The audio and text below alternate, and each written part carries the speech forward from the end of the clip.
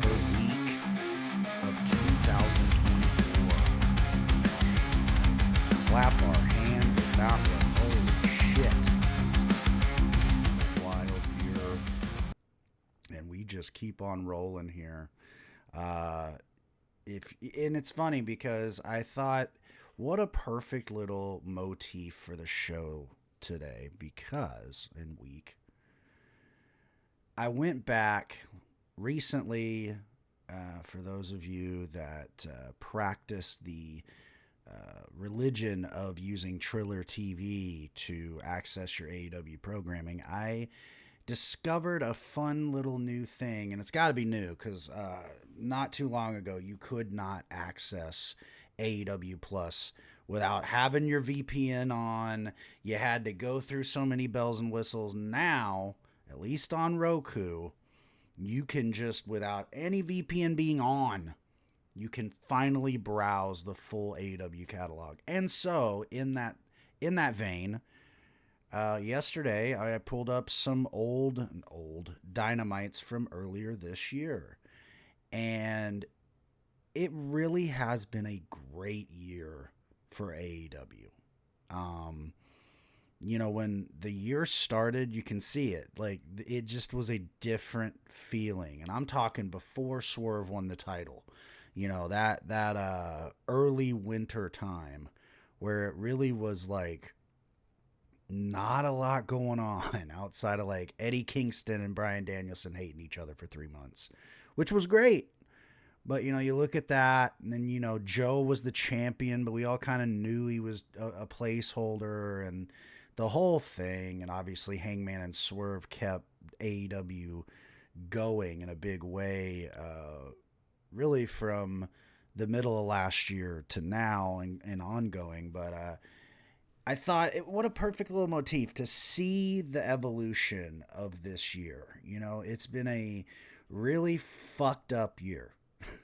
Let's not get it twisted here, folks. It's been a bad year in every form. However, I think for our pro wrestling, I think we've had some good pro wrestling going on, and especially as of late. Continental Classic, heating up. I'm talking, it's white hot right now. So you know what that means. And you hear me typing in the background because I did not prepare for this, and I don't know why I didn't prepare. Because I'm a fucking idiot. That's why I didn't prepare. What am I sitting here lying to you people about? You know what I mean? You guys know by this point. I'm a fucking idiot, all right? But here I am. I'm bearing my soul to you people. And hopefully in a minute, we will see the fruits of... There we go. For those of you watching on YouTube, here we are. The standings right now of the AEW Continental Classic. Let's go from left to right. Gold League standings right now. Claudio, Ricochet, Will Ospreay, all three-way tie at the top in that league. It's anybody's league in the Gold League. Brody King with 3 points, Darby with 3, and, well, Commander, we love you. Thanks for showing up. And then over here on the Blue League to the right, of course, Kyle Fletcher, and just dead in the lead here. But only 2 points behind Okada, the man he beat a week ago. Mark Briscoe has now snuck up into that third position after an incredible match against Fletcher on Collision. I rewatched that again last night. Unbelievable match. Daniel Garcia right in the middle of the pack with his 4 points. Shelton Benjamin as well. And Beast Mortos, thanks for coming. This is the beauty of pro wrestling, and specifically the beauty of the Continental Classic. If it's booked correctly, which, regardless of what a lot of people online are crying about, I think Tony Khan has booked this masterfully. I think, in fact, last year was great. It was the first one. It's kind of hard to knock. So, in the whole three-way end in the Gold League, not my favorite thing in the world. We got a three-way with Jay White, John Moxley, and Swerve. I'm not mad about it, by any means.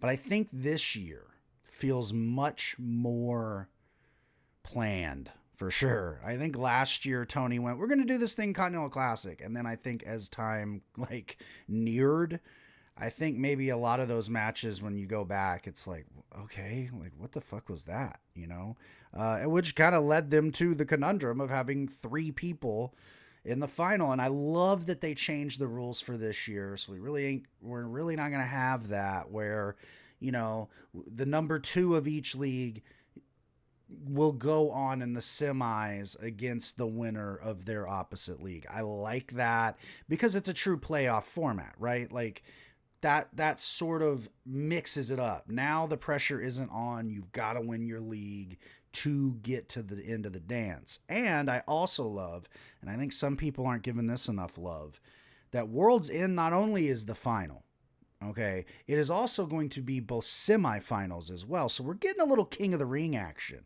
out of this, because I know that our buddies over at All Elite Wrap Up, they really have, you know, talked about that. Like, hey, you know, might be better if it was a traditional tournament. And I totally understand that, because I'll say this, when I first discovered the G1 way back in the day, I was totally overwhelmed.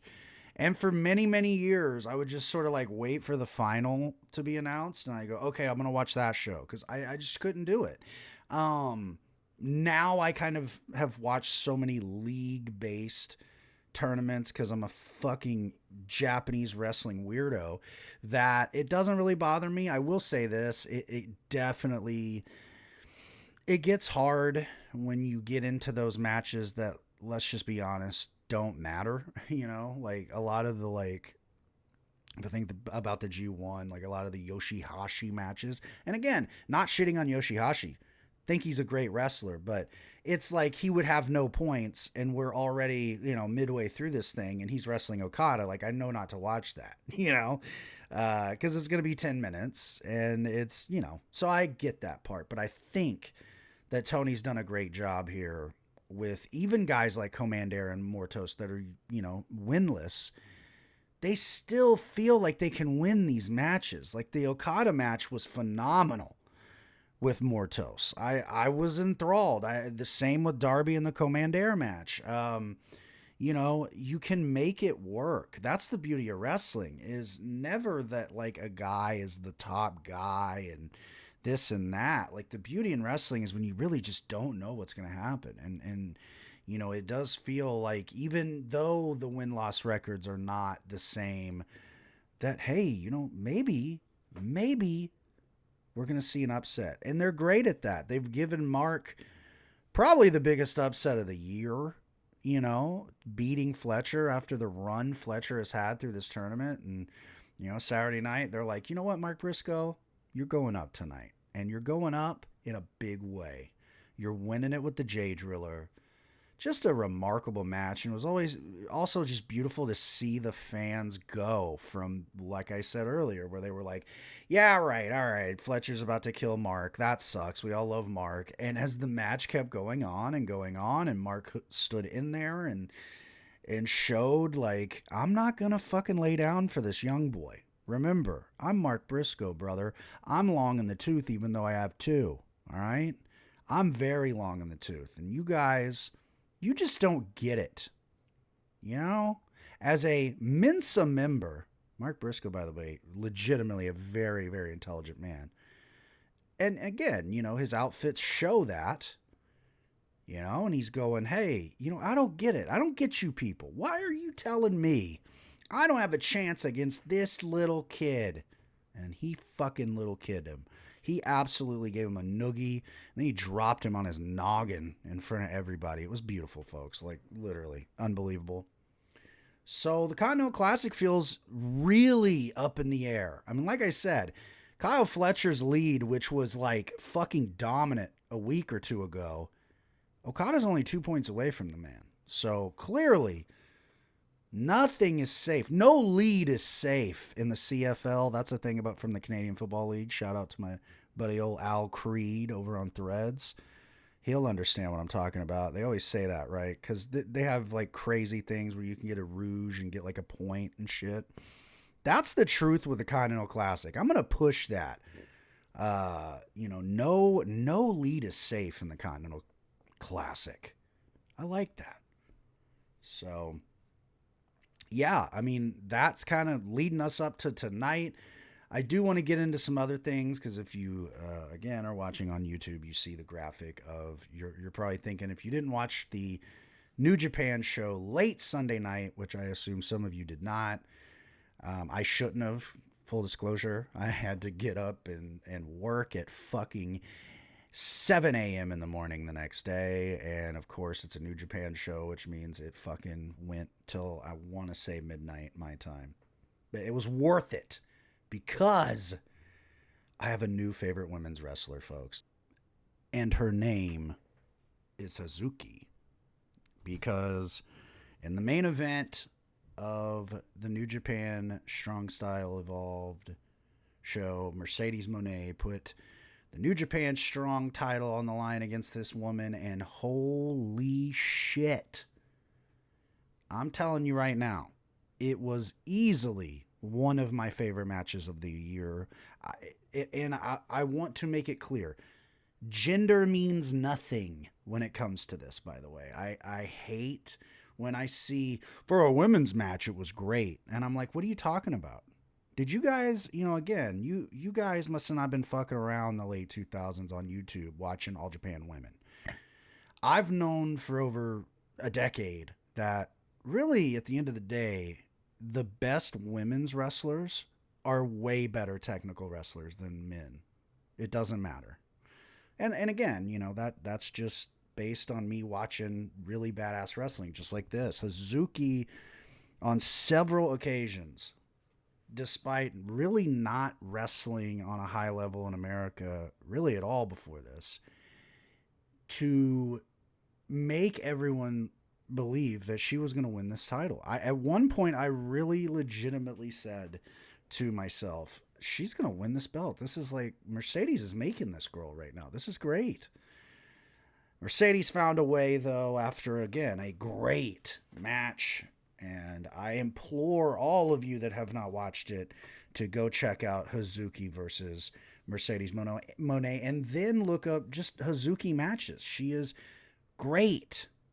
So I wanted to give that woman props because she's awesome. I mean, I can't remember the last time that a wrestler has just come out on the scene like first time and just killed it like that. It was unbelievable. So after the match, Mercedes cutting her New Japan, go home promo that she cuts, of course, and Mina Shirakawa, our queen, she crashes the party.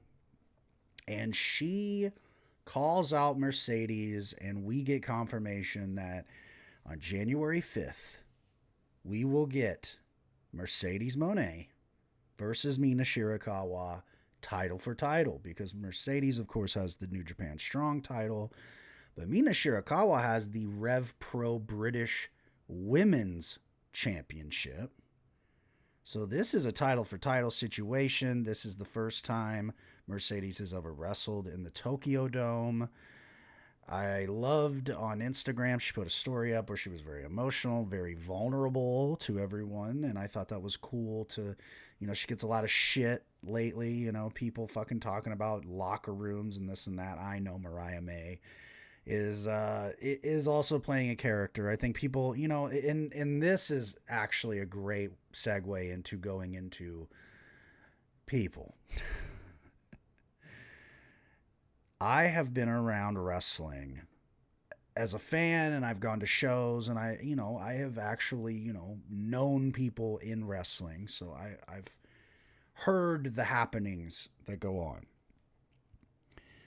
You always have to remember when there is an official, anything, or even a guy says something on a podcast, just always remember when it comes to pro wrestling, these are workers. And I don't remember who actually said this first, but, worker is a very kind term for liar.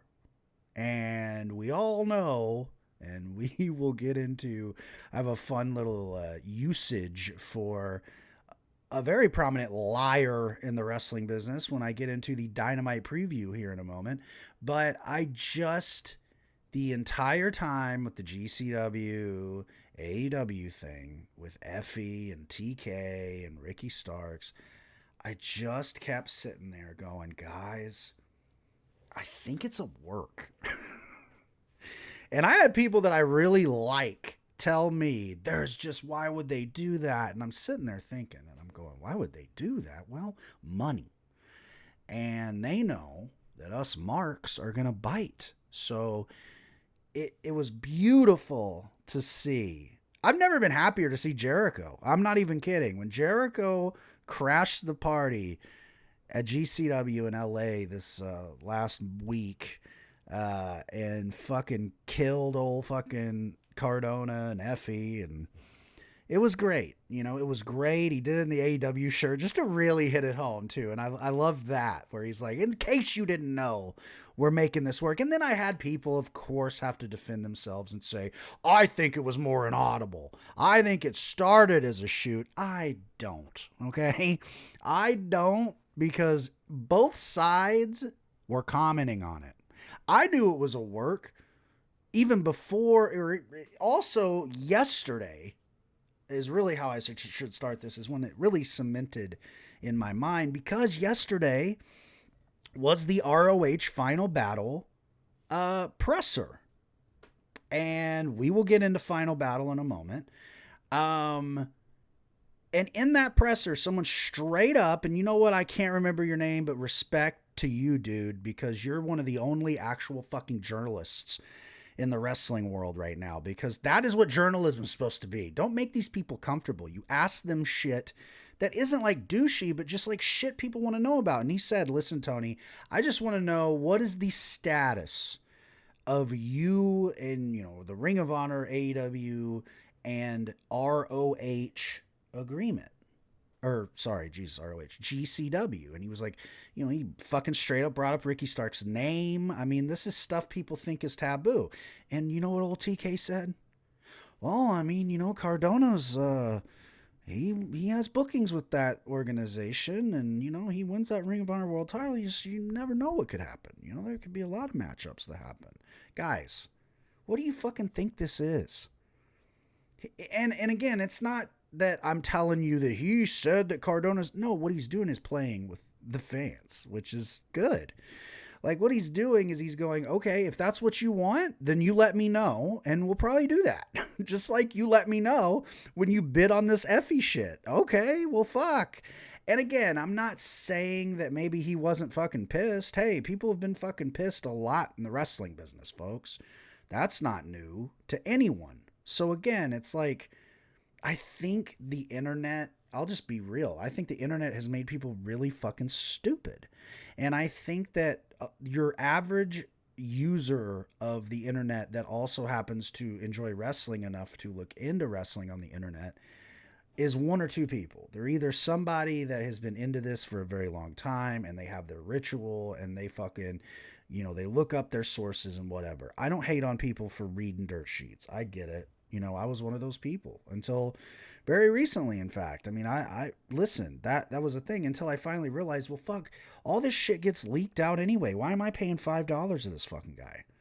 I'll just go there. Also, my enjoyment as a fan has been so much better without all that shit in my head. Because the problem is, I don't want to get fucking spoiled on some shit. And when you tell me in 4 months in advance, hey, by the way, when fucking Dickhead's contract goes up, in 10 minutes, he's going to go to this company, or fucking 12 months. It doesn't even matter. So I'm not into that, but I did think that was a fun little, period of time there where you had a lot of people disavowing. I disavow GCW. Okay. Well, I bet they're probably fans of them now. And I'll say this, I'm a big GCW guy. I really am. They were one of the companies right before AEW that I got into because there wasn't fucking anything else. And I was a big, death match weirdo for a very long time. I'm getting back into that kind of slowly. I enjoy that. And GCW was like the premier American company doing that, because that was like right after CZW just had fucking did whatever DJ Hyde did to it. I know they're back, but it's not the same thing. No offense to the GCW, or Jesus Christ, CZW. Those fucking letters are too similar, okay? And I'm sure there's a reason, but either way. So yeah, I thought that was fun. I'm trying to think of any other fucking works that people might be falling into. I mean, that was also a thing with Eddie Kingston where people didn't understand that, like, him and Claudio is a work. Are you stupid? Like, that was fun too. Like during that thing last year where people were like, no, they really hate each other. And I'm like, well, are you fucking kidding me? No, they don't. Like, come on. Think a little bit. There's a reason fucking, Punk and Rollins is happening like only now, because like Rollins literally doesn't like him.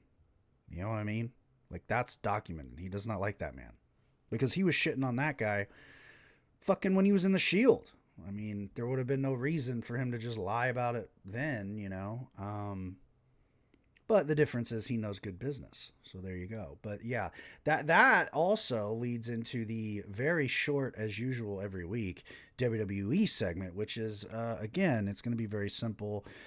We are getting Rhea and Liv for the 51st time, and God, let's hope it's the last one, because what in the fuck is the deal? Like, Rhea at this point should be like Intercontinental Champion. I don't know what we're doing with that. I think it's a fucking waste of time. I mean, you've got Rhea Ripley in her prime, and you're just sitting around. I understand she's been kind of hit with the injury bug pretty bad this year.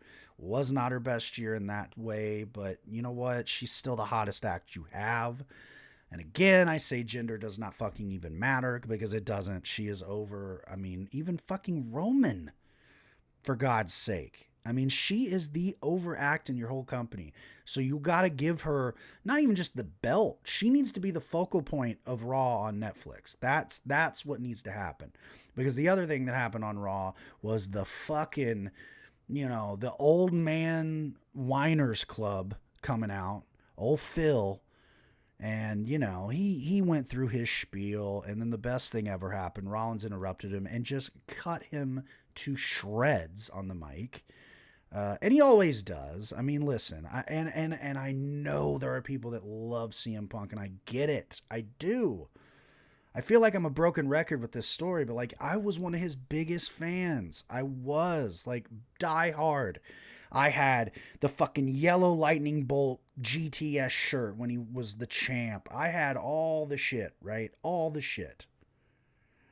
And then he kind of, it wasn't so bad when he left, because, I'm a Punk guy.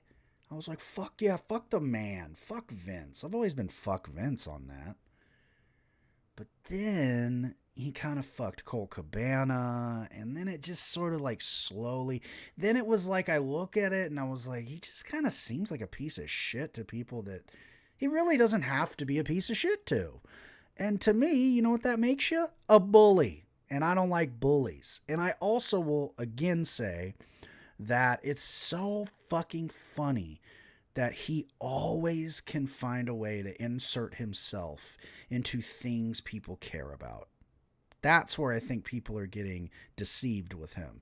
I don't think he's what people care about. I think that he knows how to latch on to things that people care about. And what do I mean by that? Well, I mean fucking causes in the world that he claims he's all about. And I'm not trying to say he's not genuine at that, but I am saying he knows it makes him look good. I think he's a fucking narcissist. I think at the end of the day, he's just a pro wrestler. Because hot take, I think most pro wrestlers are like this. So I don't think he's unique to the business by any means. I do, though, think he's kind of a relic of the past in the business, in the sense that he's kind of like how Flair was. Really more like how Hogan was, really, in that he's very selfish. He doesn't do things that don't work for him, brother. And again, there's proof everywhere. He fucking left AEW because I just can't work with these children. Okay, well, it sounds like you're just not professional. And then he goes to WWE and does the same shit that he railed against not even 5 years ago. He's like little company boy now. And it's like, oh. Like, to me, it just, bleh. So, again, the segment was great because Rollins fucking eviscerated him.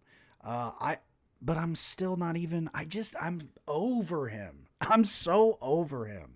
I'm at the point where unless it's topical to say anything about him like this here, because it is a big thing, they're doing him and Rollins on the first Netflix Raw. That's great.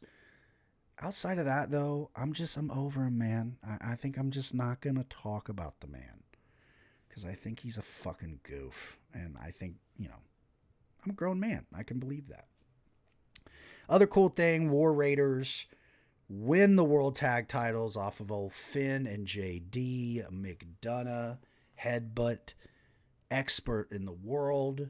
Biggest head in the world. Love it. Damian Priest fucking him out of the belts. I love it. But again, the problem with WWE is simple. You're doing the same angle. Every angle's the same angle. And I hate it. The big thing coming out of WWE, of course, was Saturday night's main event. And I did love the nostalgia. I'm not going to lie. I love the red, white, and blue ropes. It felt like 88. It was great. However, I thought the show was very meh. I did. I think outside of Gunther, Finn, and Damian for the world title. And I loved Chelsea Green winning that women's U.S. title. Outside of that, I just sort of felt like it was a very big waste of time. And while I liked Cody and Kevin Owens for the WWE title, I'm like everybody else. I think it's fucking disgraceful that they had the Winged Eagle out there for one night only. And I know people are out there going, well, no, but like Owens left with the belt, so maybe they'll do a... They're not going to do a... Trust me. Especially not with Kevin Owens, because what I'm really not understanding is yet again, Kevin Owens is rolled out to do the job to a world champion when everyone knows he wasn't winning that fucking title anyway. So really, he has no effectiveness. And I love him. He's one of my favorite guys of all time. But it's like, also, brother, you made your bed when you re-signed with WWE. And the thing that makes me sad is when the whole contract thing was going around about him and I believe Zayn even as well, maybe a year or two ago. At that time, it wasn't as congested. I think he would have really legitimately made a huge splash and he would have been a big part of AEW. Unfortunately, we didn't get that. Unfortunately, we got Kevin Owens getting rolled out all the time to just lose.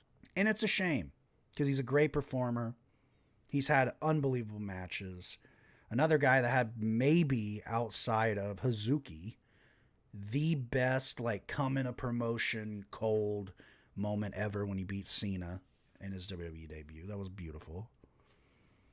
But it's like, even when he won that Universal title, again, everyone knew they were just going to hand it to someone else. It ended up being Old Man Goldberg, which was just fucking so egregious. It's ridiculous.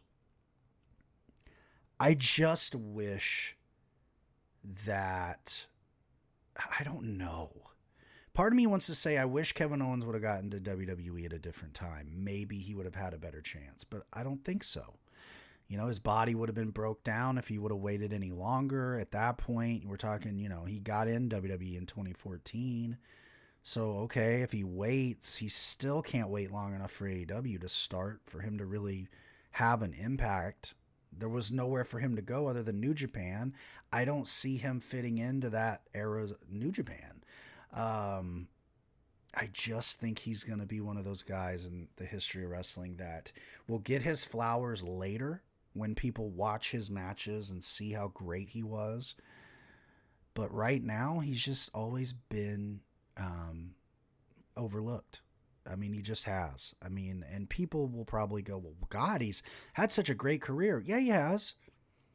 but it could have been a truly great all-time career. And it just doesn't feel like it has been. It feels like his WWE run has just been so much of they're gonna do something with him, and then just it doesn't fucking happen. And I'm bummed. All I can say is I'm so lucky that I got to see him and Sami Zayn live at WrestleMania.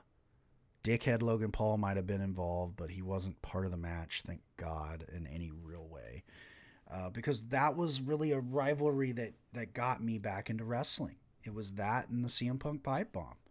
So it fucking bums me out. But, hey, at least I guess Kevin Owens got to, fucking walk out of the arena with the winged eagle on his shoulder, even though he didn't fucking win it. So there we go. That's the WWE report, folks. And now let's fucking get into AEW, folks. Actually, yeah, let's get into AEW because I, real quickly, am going to prepare because, you guys are going to be shocked. I didn't fucking prepare correctly again. You've already heard me scramble.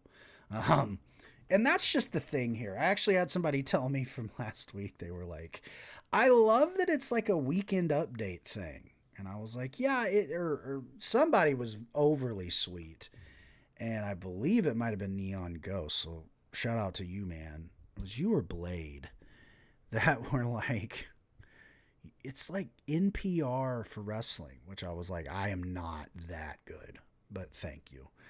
And I'm definitely not that prepared or educated, but again, thank you. Listen, I don't believe, this is going to sound like such a stupid thing in a minute, but I don't believe in being prepared. There we go. How about that? Does that sound cool? Is that cool to say? I don't believe in being prepared. I mean, that's bullshit, by the way, but I do just kind of, here's what it is. If you go and listen to shows even not that long ago at all, I used to write up full notes for this fucking show. I really did. I so many notes. And I sounded like a wooden fucking idiot. When I think back on those shows, I'm like, I sound like shit. I sounded horrible. Like, what was I doing? You know what I mean? All right, yeah. We've got the final battle card ready to go for later. But, no, I prepare in this way.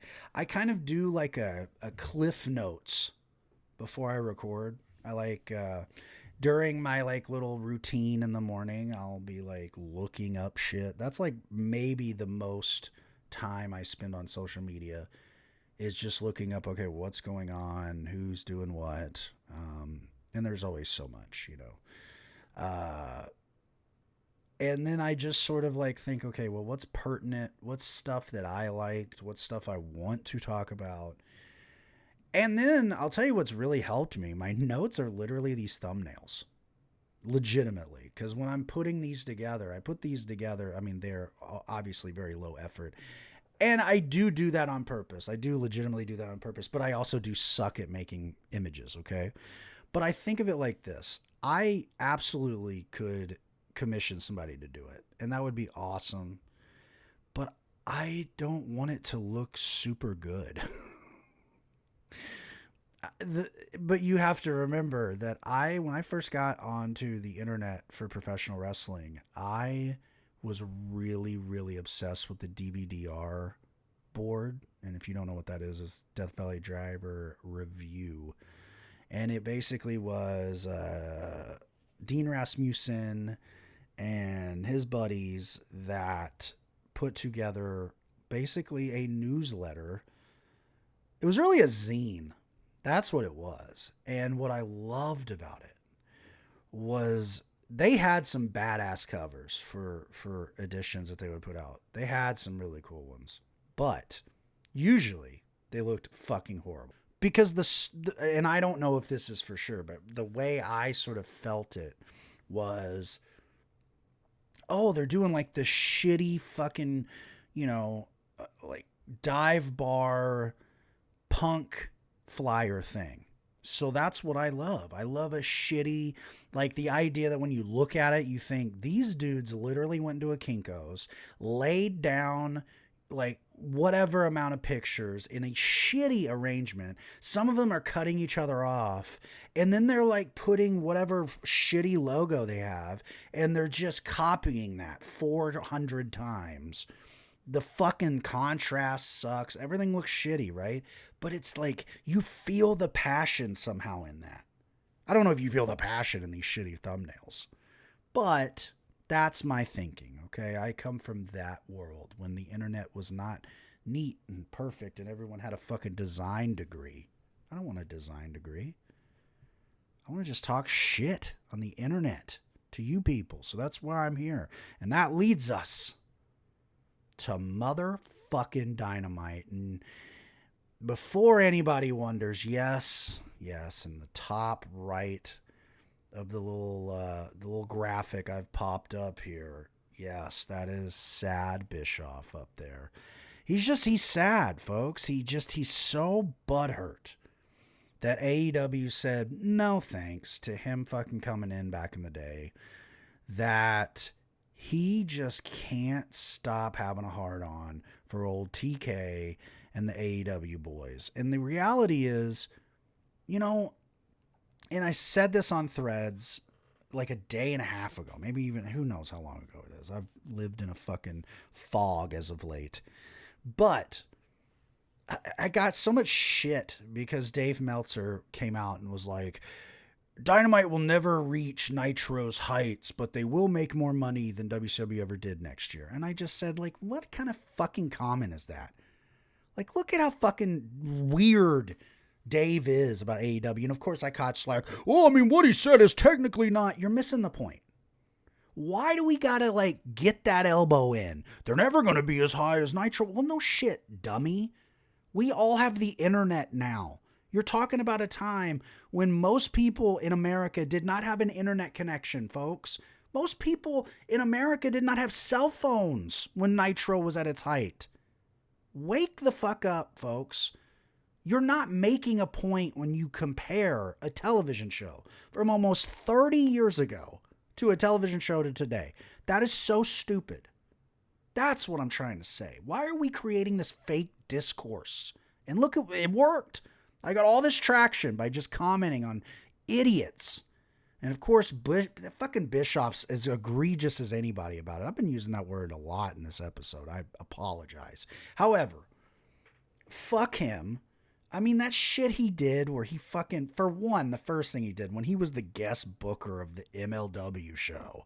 Holy shit. You want to talk about falling down. You might as well fucking go and revamp IWA Mid-South, Eric. Holy shit, buddy. So, with that said, I looked at the Holiday Bash Dynamite and I was like, fuck, this is a great card. What would make it better? Having old sad Eric over there would just make me feel good going through this fucking card. So we're gonna do that. We're gonna start from the bottom because that's probably the order that these things are gonna go for the most part. This was announced later. The card seemed to kind of have taken shape, and then TK's good about releasing another little big one in case you weren't sold, and that is the tag team extravaganza of Hook and Katsuyori Shibata against Nick Wayne and our collective father, the man with the contract for the AEW World title. Really, and he's really not joking because it is kind of true. I mean, he really is just already the next world champion. So we can go ahead and just officially, I think, say Christian Cage, our next AEW World Champion. This will be a great tag. It'll be beautiful to see Christian Cage against Shibata. I hope that happens enough. I'll say this about Hook. We were talking about this in a Discord I'm in. I think Hook would do so much good for himself in Ring of Honor.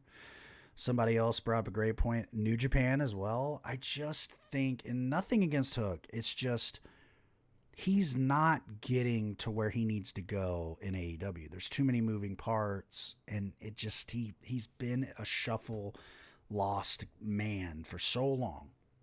You throw him in ROH, I mean, he's immediately a top guy. You throw him in New Japan, he's immediately a guy that can make an impact. I think, we saw with Anna Jay, who we'll talk about later in this card, an excursion is good for these young wrestlers because they go and they learn a new style and they come back so much different and they have confidence. I think the issue with AEW, and I'll always say this, and I think I said it even last week, I just wish the wrestlers got to wrestle more.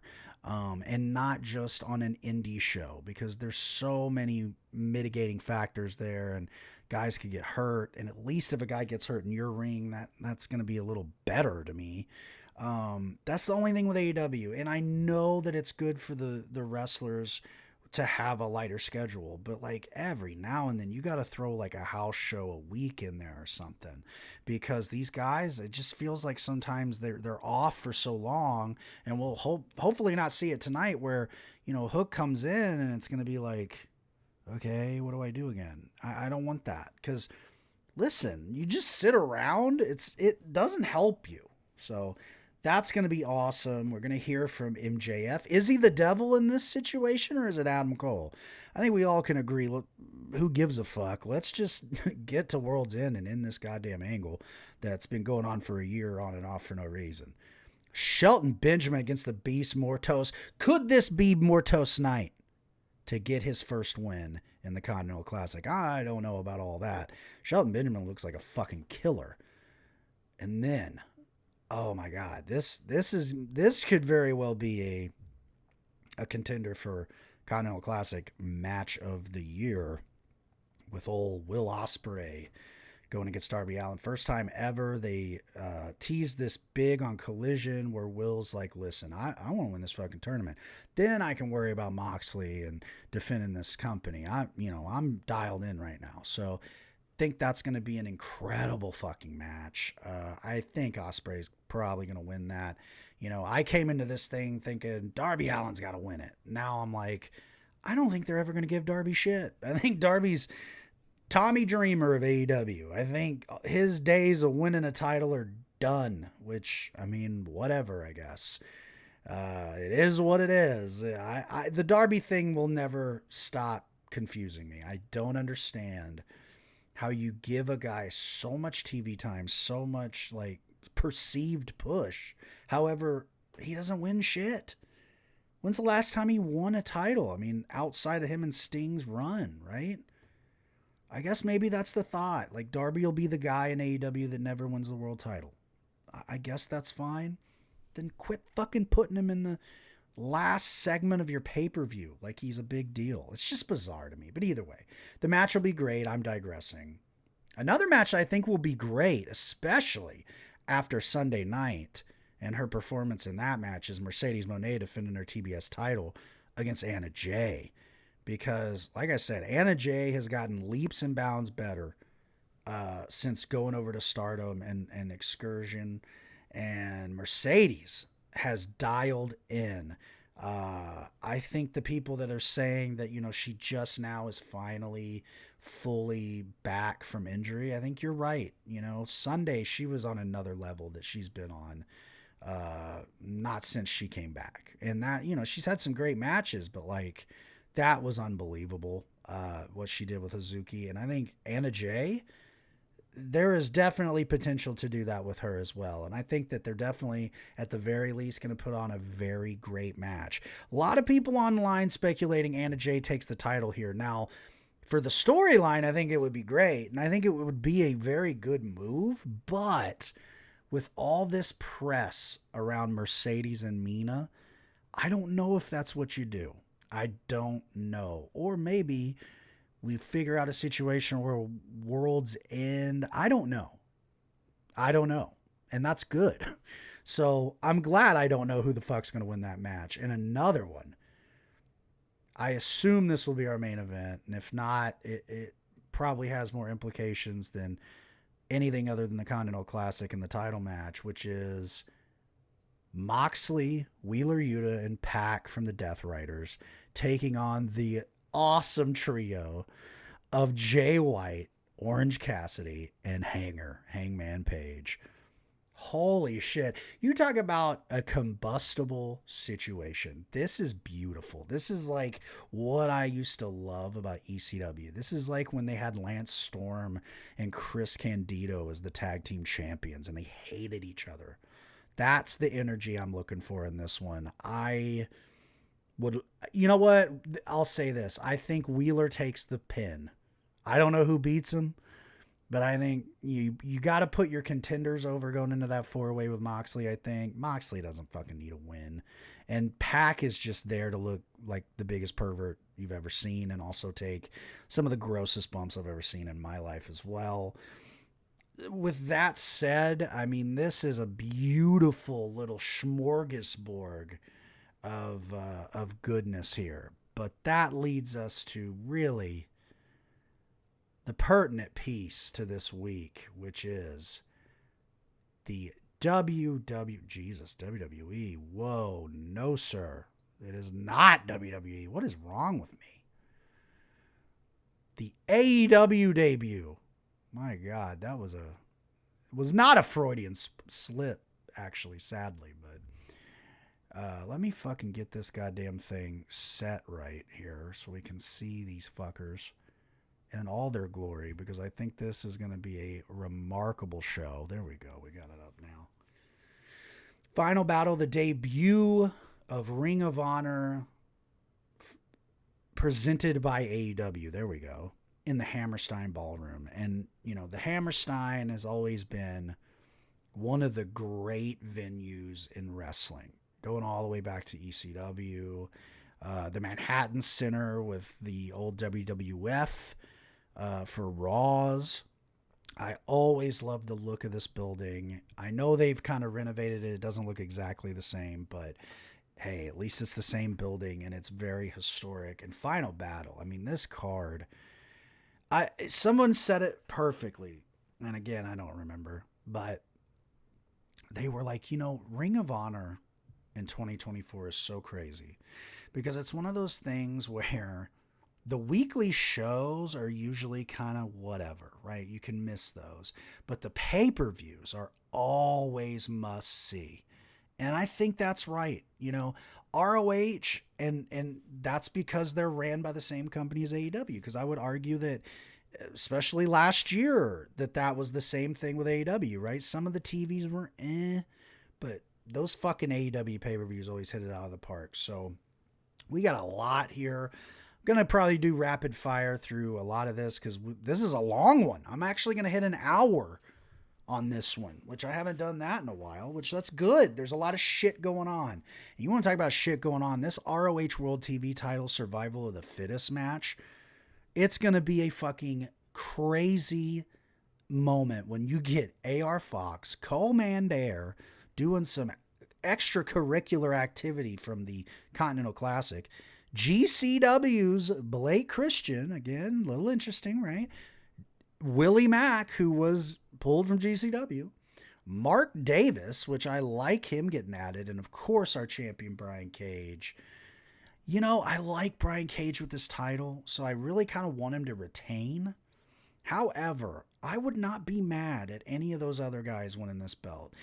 Maybe not AR Fox, because, like, nothing against him, but, like, he doesn't really have a lot going on. And Blake Christian would be a weird choice, but, you know, Commander, Willie, or Mark Davis, that'd be fine. I do think Brian Cage takes this one, though. And a match that I'm, like, oddly actually excited about is QT Marshall against Jay Lethal. It's nice to see Jay Lethal in another Final Battle. You know, you can say what you want about old Jay Lethal. He absolutely is one of those guys like the Briscoes that are diehard ROH guys. They were there till the end. I mean, Jay jumped to AEW a little before the technical end, but hey, that's just to keep himself good, and you got to respect that. So it'll be cool. And QT, I mean, he really showed his value with the whole Big Boom AJ match. I mean, that was awesome. And now that we know that he had broken foot, That's really impressive. Another impressive guy, Lee Moriarty, the pure champion. He's got an open challenge, and let's just hope it's something cool. I'd love to sit here and say it's going to be Ricky Starks come in, win the belt. I don't know if that fits necessarily. Someone also brought up a great point that recently Samoa Joe rapped on the latest season of Twisted Metal. Could he come in, win his first ROH Pure title, add to that Grand Slam ROH deal? I don't know about that either. I think Joe's maybe a bigger name than that. I think Ricky Starks would be great for this. I really do. I think have Ricky Starks come in. Lee Moriarty's a heel anyway, working with Shane Taylor Promotions.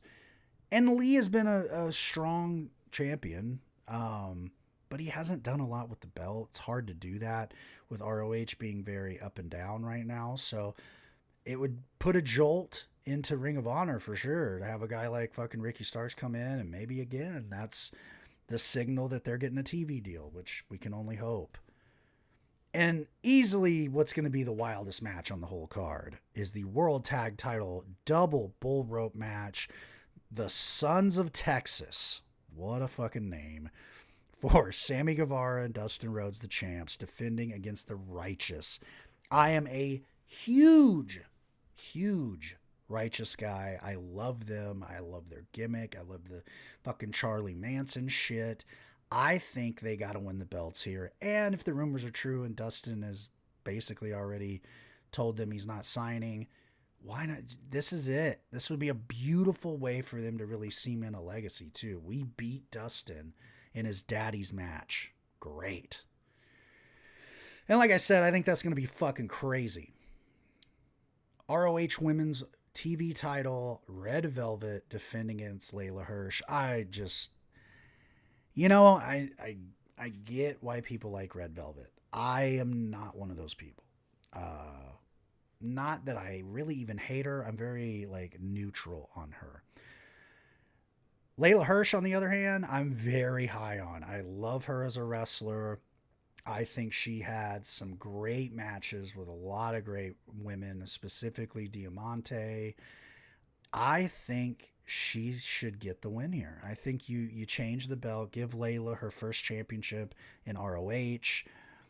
And if I'm not wrong, she grew up, I believe, in New Jersey. So she's, she's close to home. I think that would be a great moment. And I think it's going to be a solid match. That leads us to our double main event. The ROH Women's World Title, Athena defending again 1 year later against Billie Starkz. And I mean, what else is there to say about Athena? I think she has been one of the absolute best women's wrestlers for years, but specifically the last couple of years, she has held down the ROH women's division that has been very up and down, but she has really single-handedly developed Billie Starkz into what she is. And I think it's time to not only give Billie the women's world title in Ring of Honor, but I think it is time for Athena to ascend back into AEW and join that really awesome women's division and start having some bangers with women like Mina Shirakawa, and give us Athena and Mercedes, please. And, fucking that new rookie, Toni Storm. You know what I mean? Which I didn't even mention her debuting. That was great. I feel like there'll be more to talk about her later. She's kind of new. But yeah, I think Athena, she's got to go back to AEW, specifically because they're doing All In next year in her hometown. So, I feel like she's got to be a big part of that, and not just with the ROH belt. I think that would cheapen it. And that leads us to a match that literally a month ago, I don't think any of us thought about at all. It feels like they've really done this whole thing between Jericho and Cardona within 2 or 3 weeks? It doesn't feel like it's been that long, but man, it has gotten a lot of traction.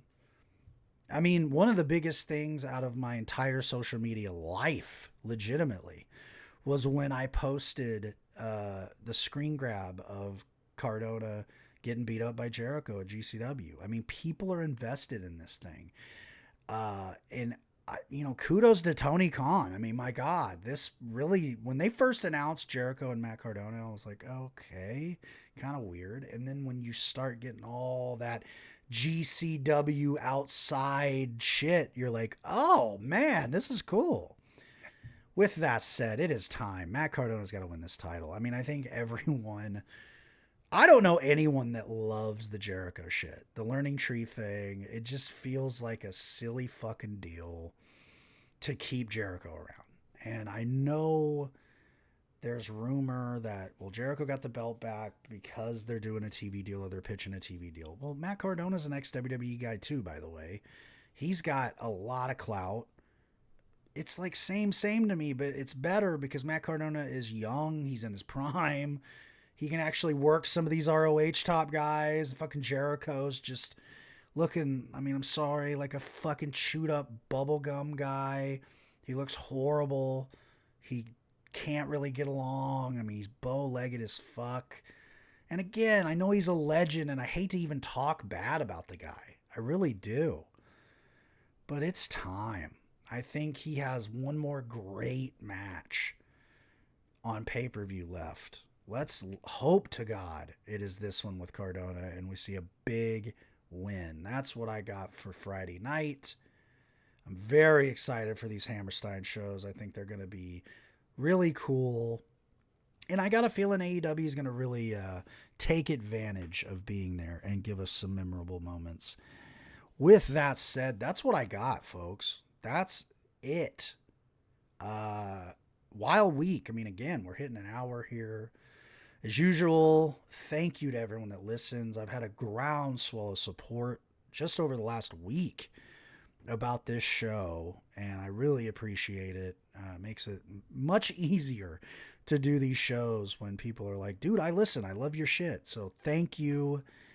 And with that said, you know what? Y'all got homework this week. If you haven't already seen this stuff, go watch some old All Japan wrestling from the 90s and get back to me, okay?